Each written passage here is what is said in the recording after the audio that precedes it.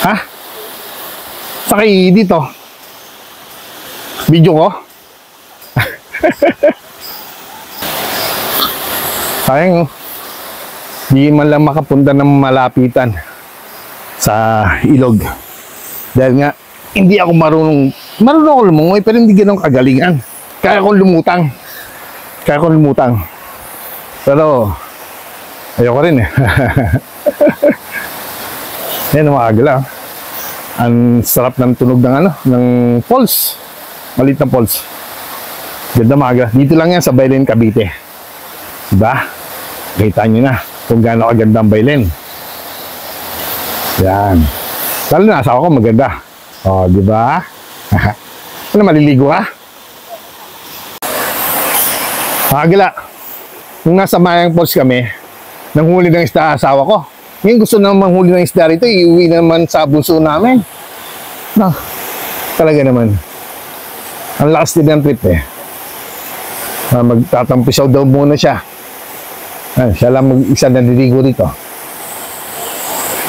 Tingnan mo may gihamala. Pag alam mo malalim, huwag ka nang sumuong. Naka, hindi kita kayang sagipin.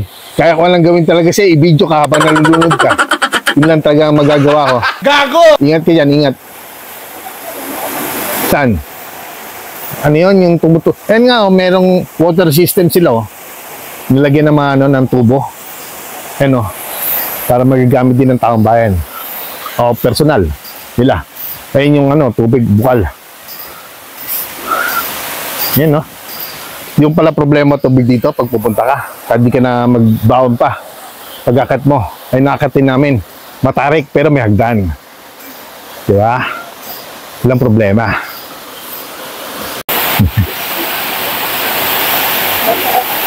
Ano siya? Eh, syempre, naliligo ka, kaya mababasa. Magtaka ka, pag di ka naman naliligo, basang-basa ka. Oh. Yung lumulubog? Baka nasa Red Sea ka. Kaya di ka nalubog. Yun, no? Nagsabata ang asawa ko.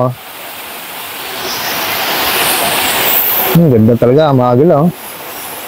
So, dito lang kayo makikita nyo. Paganda. Paganda. Ang paganda ng tanawin. Ganda ng ilog. Ganda ng kalikasan. Sana pag-ingatan po sa mga pupunta rito. Pag po tayo magkalat, dalhin po natin yung kalat natin. Ako po, may dala kaming eco bag. Diyan po yung pagkain namin. Diyan din namin lalagay yung basura namin. Mga gala. Dali lang naman. Tingnan nyo man ito, mga gala. Pinagawa ng may-ari dito. Yung hagdanan yan. Maraming salamat sa may-ari na nagpagawa niya. Kasi, paano bababa ang tao rito kung walang hagdanan? Imagine nyo, bangin yan, mga kagalaw. Bangin. Yan, no? Wala ka talagang bababaan kundi ginawa ng hagdan. Salamat po sa may-ari. Hindi ka naging madamot sa lugar. Hindi mo pinagdamot. Maraming salamat po. Shoutout po sa'yo.